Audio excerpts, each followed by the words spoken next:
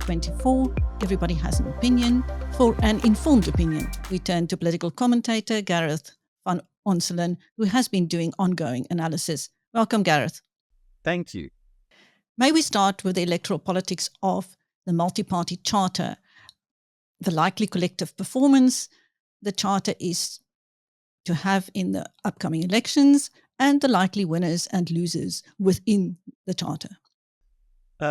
Yes, indeed. So, just to explain a bit of context, this analysis is basically based off a number of essays that I've written for my blog, which is called Inside Politics, if anyone wants to find them.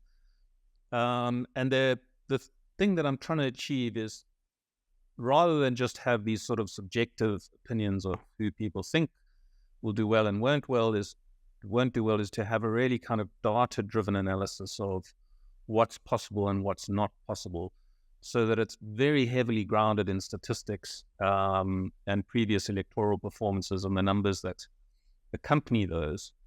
So one of the pieces that I did, as you intimate, is on the multi-party charter.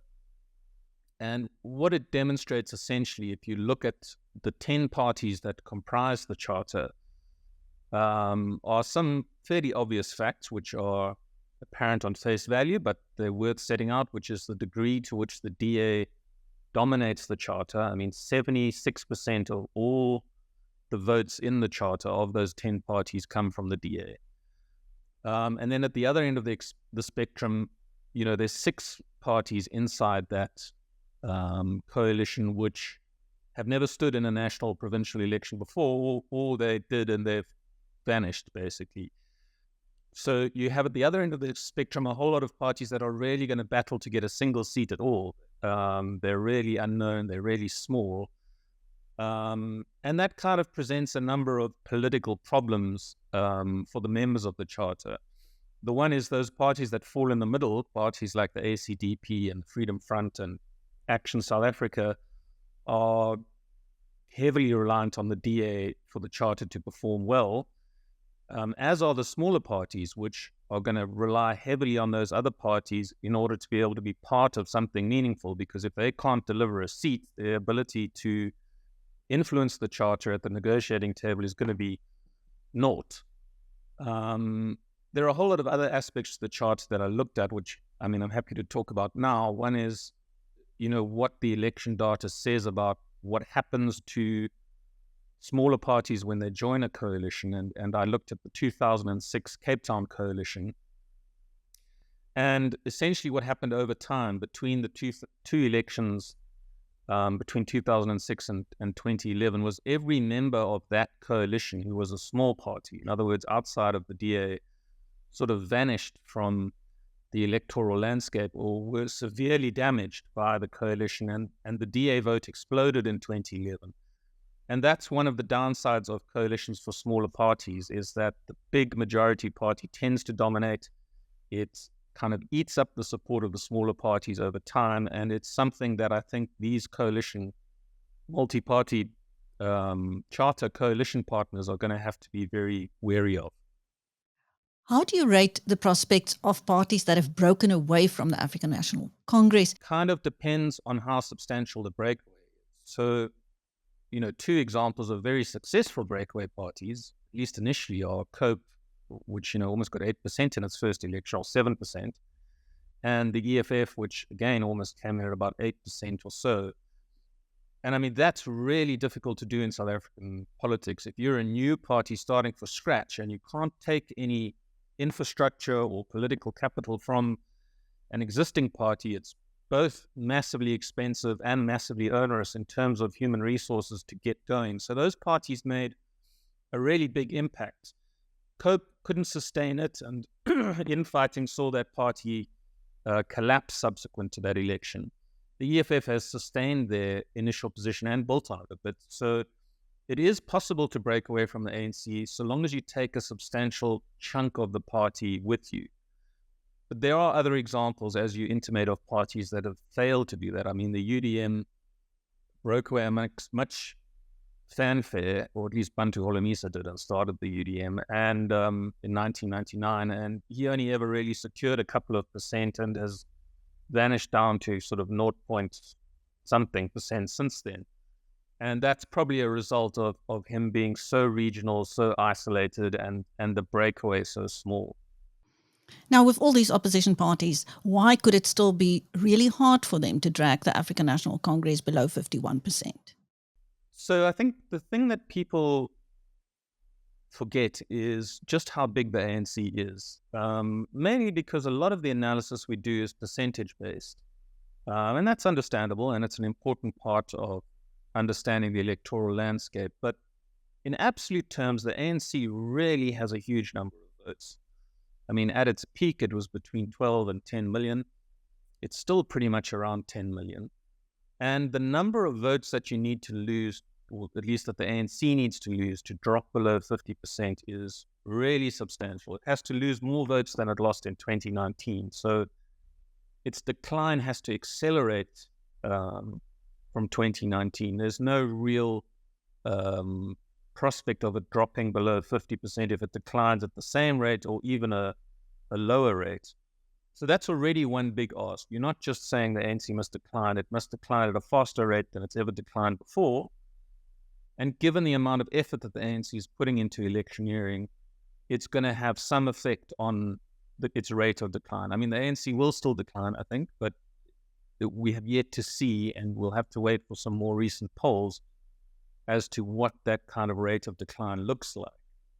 The other critical factor in bringing the ANC below 50% is you need a very particular kind of turnout scenario.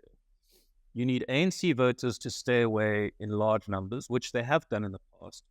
But simultaneously, you need opposition voters to come out in huge numbers, which is historically difficult for the opposition to do in national elections. They're very good at doing it in provincial elections. So you need that combination of two factors to work together. You need ANC voters to be alienated and stay away or not vote, or ideally switch to another party. And you need opposition voters across the board, all opposition parties, to come out in huge numbers. And those are both very difficult things to do on a huge scale. They might happen on a small or a medium scale, but you need them to happen on a big scale for the ANC to drop below 50%. It is possible. It's an outlier scenario. What about Gauteng, where ANC support is on a knife edge? How would an adverse provincial result affect the national result? So, I mean, the two provinces where, as things stand, and based on previous elections, it's most likely that the ANC will fall below 50% are Gauteng and KwaZulu-Natal. And there are a couple of reasons for that. The one is that the ANC has already dipped below 50% twice in Gauteng in local government elections, and once in KZN, also in the local government elections. But secondly, because they have very large, particularly Gauteng urban centers, which is where the ANC is at its weakest. So you have the right kind of environment there for the sort of ingredients that I spoke about earlier. You know, low ANC turnout, high opposition turnout, because those places are more or less, and particularly Gauteng, favorable towards opposition voters.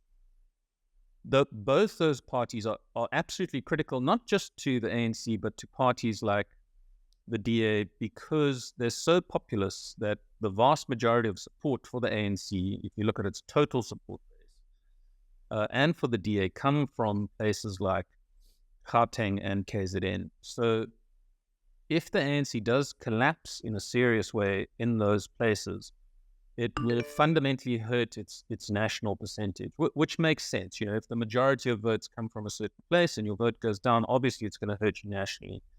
But the risk to the ANC is almost doublefold. You know, they risk losing big and powerful provincial governments, but then also seriously damaging their national percentage. Talking about Natal, where it has traditionally been between Inkatha Freedom Party and the African National Congress, we now have the party MK endorsed by former President Jacob Zuma. How could that affect the outcome of elections there, Gareth? So the short-term answer to that is we don't know. Obviously, it's a new party, so there's no historical data for us to look at to see historical trends and patterns and where its strengths and weaknesses are. You can make some assumptions based on how the ANC performed under Jacob Zuma, but one must be careful with those also. I mean, a lot of people say, well, the ANC lost a certain percentage, significant percentage of votes under Jacob Zuma, and therefore those votes are all available to Zuma. That's partially true, but his market is probably bigger than that, because between the ANC and the IFP, they've been trading millions of votes for 20 years, and there's just a huge market of fluidity in KZN. It's also true that, a kind of Zulu nationalism in KZN is a very powerful political force, and the person who's best able to exemplify that tends to do very well too. Ultimately, we need to wait for some polls, and I'm sure there'll be a few coming in a couple of months to give us a real read of where that party is. But I would say in terms of potential, and just to be clear, potential is not what you actually get. It just means what your maximum potential could be if you did everything perfectly and all the cards fell in the right kind of way and you had the money and the resources. I would say Zuma is capable of getting 5 to 10% nationally.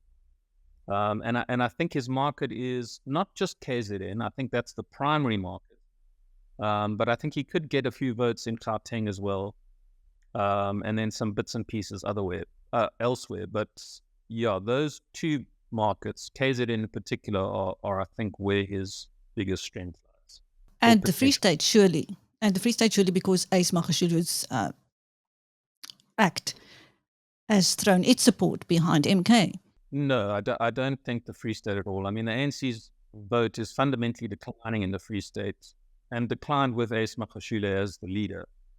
I don't think he carries any real sway as an individual in the Free State. There are a number of small municipalities in the Free State on the border with KZN which tend to vote in the same way KZN does, and he might have some small appeal, but they have such tiny populations that they're not going to impact his national percentage in any way.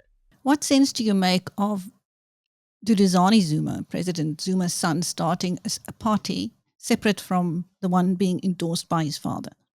I think it's entirely inconsequential, to be frank. But what sense do you make of it? Do you think there is a strategy behind it? Perhaps just to bleed votes from the African National Congress? What do you think? Because his party appeals to a different sector of the community now. Well, it's very difficult to know what his appeal is or to who it is. But the fundamental problem is that he's far less of a public known figure than his father is. And in fact, in terms of real voters, probably has quite a relatively small name recognition.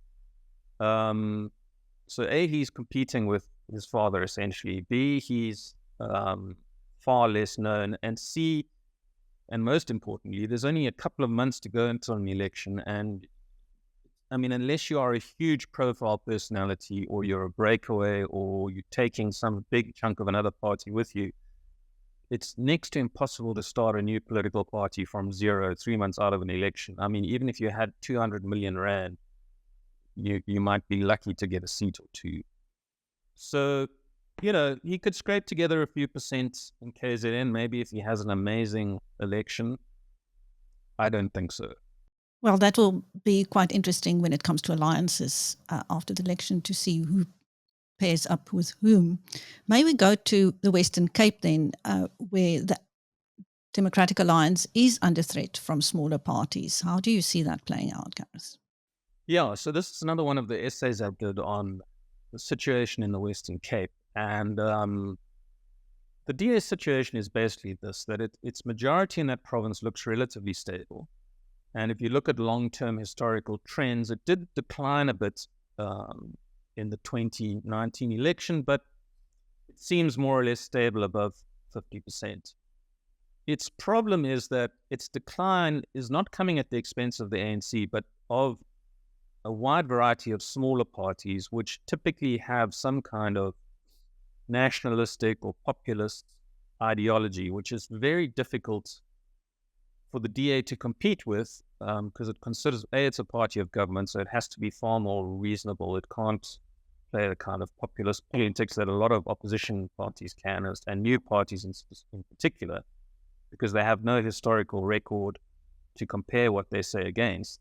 So they can kind of promise the world, but also they can take really, dangerous positions in some hands, particularly on issues like illegal immigration, which is a very fraught issue and needs a great deal of sensitivity and empathy to deal with, that the DA can't really compete with. And it's getting attacked on a lot of fronts by these small parties that are all taking small bites out of it.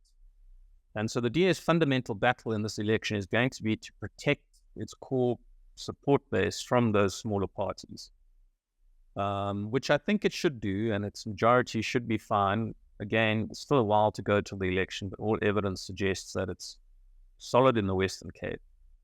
It does pose a longer-term problem for the DA, which is, what's going to play out in this election will be what's going to play out in every election to come for the DA, unless it can grow its support significantly above 50%. And to do that, it needs to break into, former ANC voters, essentially, that market. It dominates the colored vote in the Western Cape. It dominates the Indian vote, such as it is in the Western Cape and KZN, and it absolutely dominates the kind of white constituency. But black voters, former ANC voters, alienated voters that have dropped out of the pool, it seems to do far worse at. And unless it just wants to spend its life kind of fighting for a 50% majority, it needs to find a way to break into those other markets in a substantial way, as opposed to the small way it has at the moment, to just give itself some more breathing. Okay, to go to foreign funding for the various parties, I see certain parties, officials and leaders have made frequent trips to the United States. And I understand from one source that the African National Congress's uptick in financial fortunes cannot be laid at the door of Iran, but is thanks to a certain Russian oligarch who had bailed out the party before. So we see this election also as a battle between superpowers. How would you encapsulate that? Well, the long and the short of it is we don't know where the ANC gets its money from. We do know that 2 months ago it was basically bankrupt, and a month ago it announced it had fully funded its election campaign, so it has miraculously got a vast amount of money by its own admission from somewhere. My problem is that I don't think that's exceptional in any way if it is some dubious donor who's funding the ANC. I think the ANC's history of funding, and it's well documented, over 30 years, has seen it attract funds from some of the most brutal right-wing authoritarian dictators in global history. So it would kind of be par for the course as far as I'm concerned. The ANC is fully aligned with the kind of Eastern Bloc as far as international affairs go, China, Russia, the likes. And so it would make sense that some funding would come from that universe. But yeah, I don't think it's anything new. Now, with all the analysis that you've done, and with only a few months to go to the elections, what is the bottom line for our viewers? What can we expect? Well, I'm not going to give you any predictions, but the bottom line is the most crucial factor in this election, and the thing that people need to really pay attention to, because it's going to be the determining factor in this election, both with regards to whether the ANC drops below 50% or not, and with regards to various provincial administrations, and whether or not coalitions can be formed, there is turnout. Turnout is the thing on which this election turns. If turnout is the same as last time, at least drops at the same rate as it did last time, which was significant, it was about 7 points it dropped down, the ANC will be fine to get above 50%. It'll decline and it'll drop much closer to the 50% mark, but it should still be fine above 50%. If that turnout scenario that I alluded to earlier can be generated, where the ANC voters stay away in significant numbers and the opposition vote out comes in huge numbers, and this has happened once or twice in our history, in the 2000 elections and to a certain extent in 2016, mostly local government elections, if that can be replicated at a national level and in 2024, then a lot of different cards are on the table. As a caveat to that, just to say, I mean, I think one of the problems with much contemporary analysis is this obsession with the 50% barrier in the ANC. And I understand that it's, a big symbolic metaphor if the ANC does drop below 50%, but I think in order for the ANC to actually fall out of national power and not be able to cobble together some coalition of like-minded small parties, even before you consider the EFF, it really needs to drop down to about 45% and below. And that is incredibly difficult to do. So 50% is a nice democratic metaphor for the way in which the country's democracy is unfolding and, change in government options. But as far as hard power goes, you need the ANC to drop by almost 10 points or more. And that's a really tough ask. Okay, so you're saying it's going to be very difficult for the ANC to lose the election? To lose national power, it is very difficult. You need an outlier scenario as things stand for that to happen. Yeah. Thank you. That was political commentator Gareth van Onselen speaking to Biz News. I'm Christine. Thank you, Gareth.